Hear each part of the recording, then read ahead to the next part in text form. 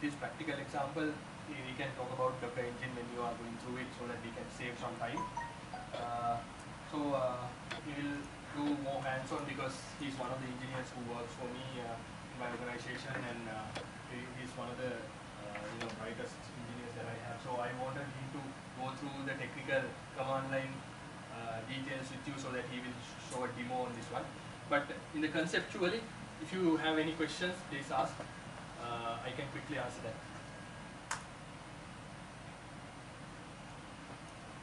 Great. Thank you, guys. He will go through the next slides quickly.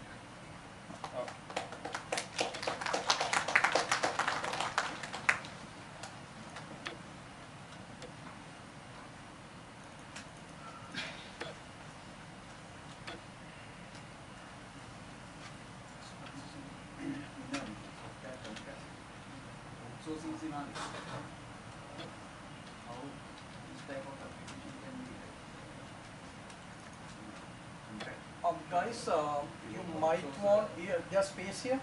You guys can come to the front. Yeah. You assume that we want to outsource the application and we want to deploy this type of architecture in this application. So, sort of strategy. You mean, are you asking me about from a... No, because these small, we simply can deploy the application smaller components. So we use a strategy that is small containers can be also different can it be adopted? Yes, I think let's offline talk about that one. Based on your true need, like if you are looking at from a vendor perspective, or if you are looking at from a the customer, if you are looking at from the customer perspective, there are even in SL also there are companies who do that. Because the good thing is that they will test and they will create their Docker container and they will make it perfect in their environment, and they will just give it to you to run it in production. So you don't have to worry about any other thing. You will have the container.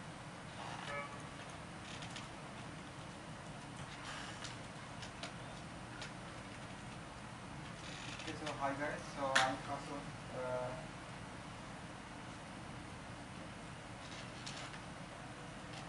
So have any one of you have worked with Docker?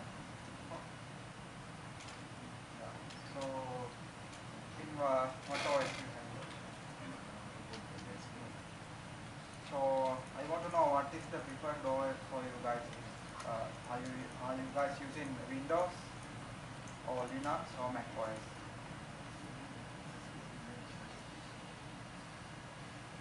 Mainly what is the OS you are using for day-to-day work? Okay, Let's go ahead with yeah. So when it comes to Docker, it is built for Linux, so it will natively work on Linux. But when it comes to Windows or Mac, from Windows 10 onwards, it is directly working natively. But if you are using like Windows 7 or 8, you have to, it will run on a virtualized environment, like a virtual box or something like that. So, first of all, since I have Windows environment, so I will show you how to install Docker on top of Windows. So,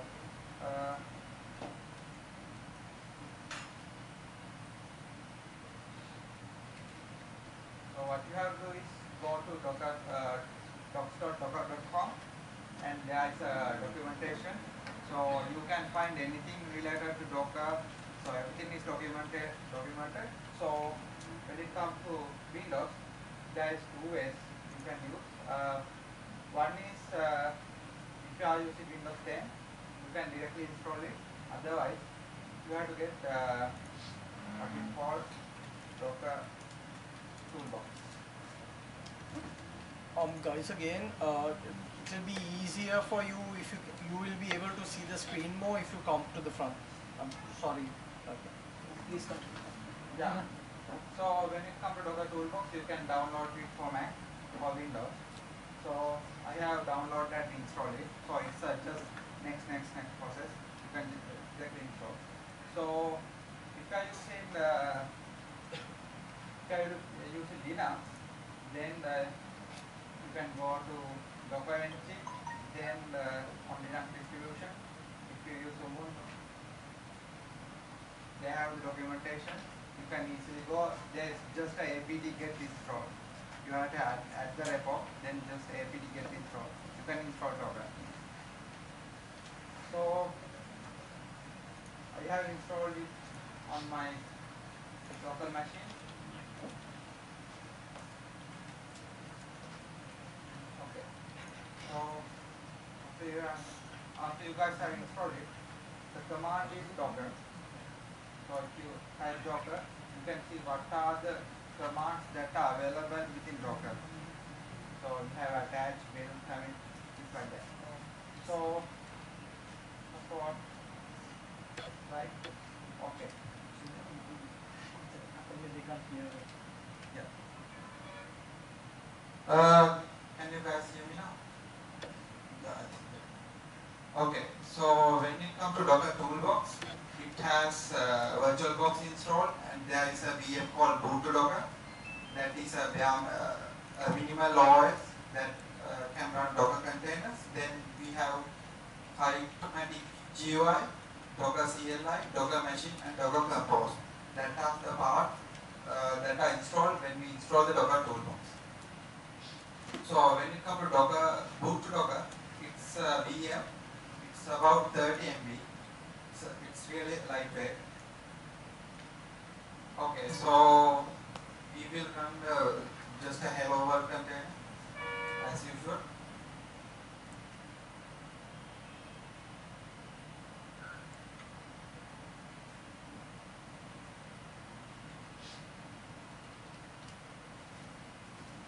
Okay, so I will type Docker, then the command is run.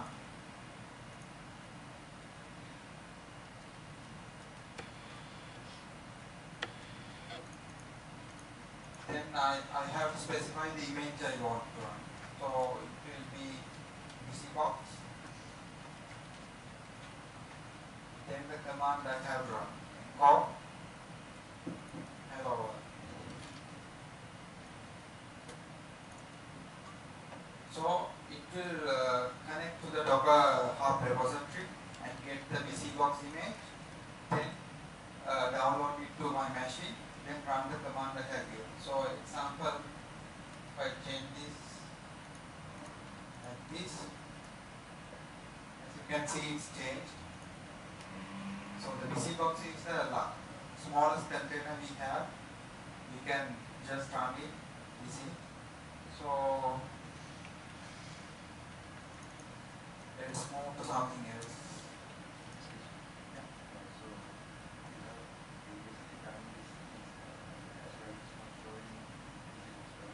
Yeah. So, for example, I will show a Docker image download. So, it takes a command called search.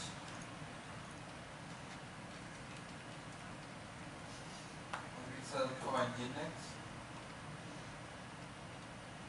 So, it will show what are the images that are on the Docker Hub repository. So, I want to get the Docker. If I want to download image, Docker pull, I will get this first one because it's the official one. Always try to use the official Docker repositories or images since they have thoroughly tested and there is no security issues with them. So it will just connect to the Docker Hub, then it will download the container that I have specified.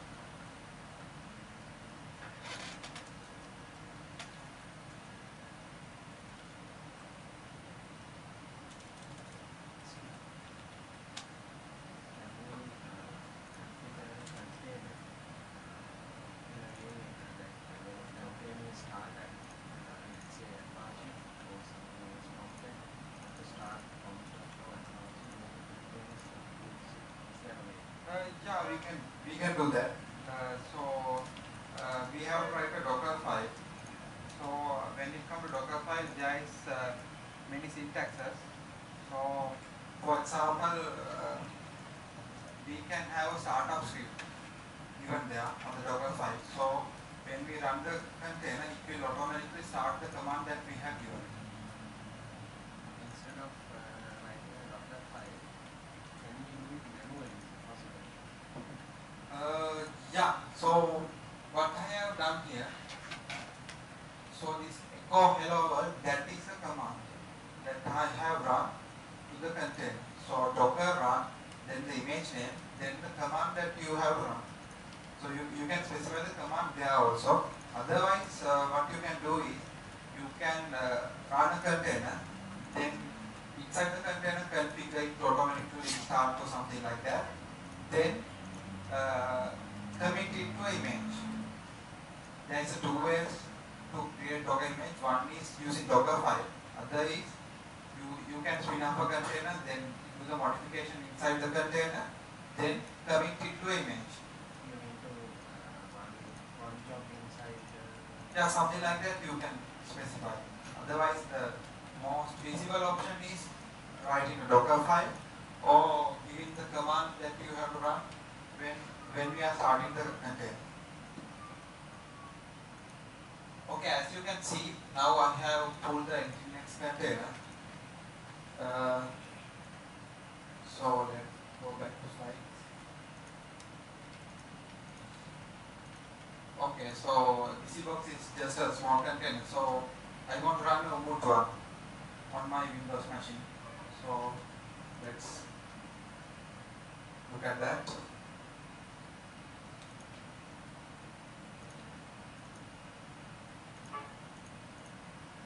So I will specify Docker run. Then there is a parameters I am giving -it, then the image name. So -I means it's for like standing input. So if you want to specify this one, so I will show you. Okay, so it will run and it will stop since I haven't given any command to it. So if you want it to run and connect it to when you are running it, just specify IT. As you can see, now my shell is changed. So I'm inside my container. For example, if I type hostname, the container ID is the hostname. So since this is a Ubuntu one, I can have commands like apt, things like that.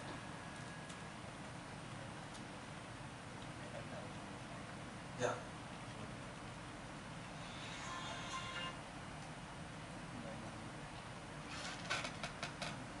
Okay, so we want to install something here. For example,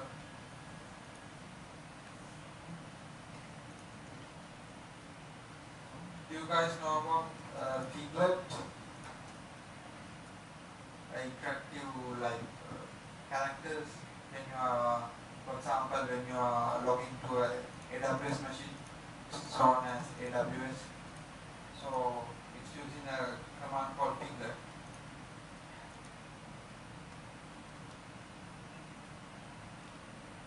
So I'm invoking that command, hello. So it's showing me that the Piglet is not there since I haven't installed it, since I got the base image. So what I will do is, I will get the apt update. So it will connect and get the update.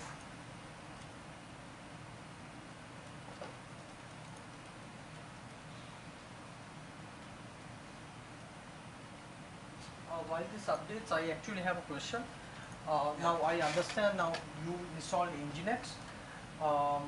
What about, okay, that's open source and there's no issue about it.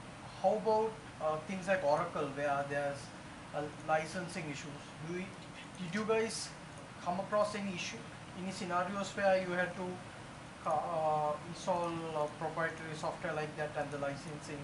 How does that work? For the Windows, we have licensed containers, but when it comes to Oracle, that is not containerized yet. Right. So, Okay. for example, when it comes to databases, it is not advised to use containers as for now, since container is a volatile thing. So, when we stop, it will destroy all the data in that container. So, we can use containers for the databases, but it's most advised to use the bare metal server or anything like that. And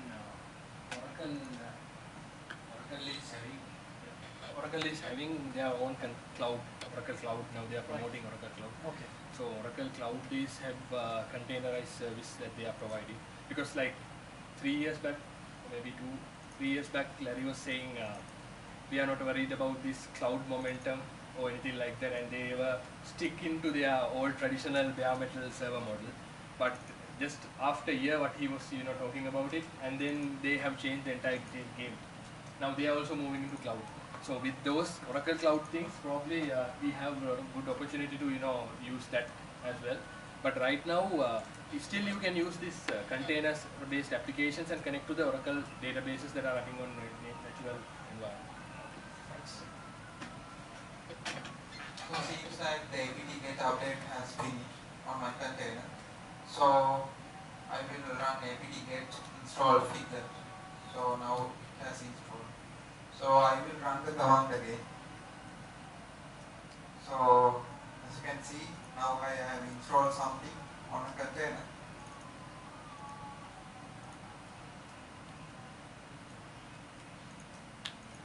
Okay, using exit command, you can exit from a container. So I am now exiting it.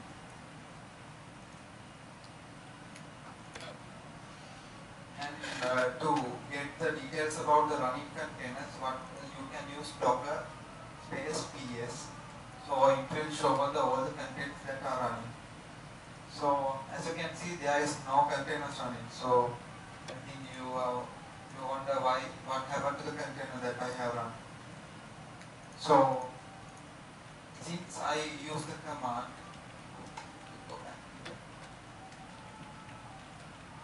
docker run -it ubuntu, so it will spin up the container and connect to the inside the container. So when we type exit, it has destroyed the container. So if you want it to run as a daemon, you have to specify it as d, another nr1 argument, and it will show the id. So what you can do is docker ps. So now as you can see, there is a container running. You can get the container id, image, then the creator, status, and the ports. You can see the details about those things.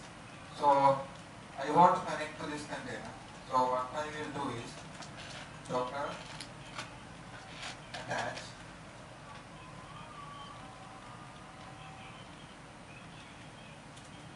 with the container id str. So the command will be docker attach the container id.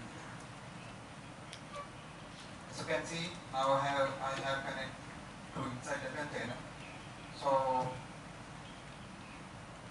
I will run that command again. What I have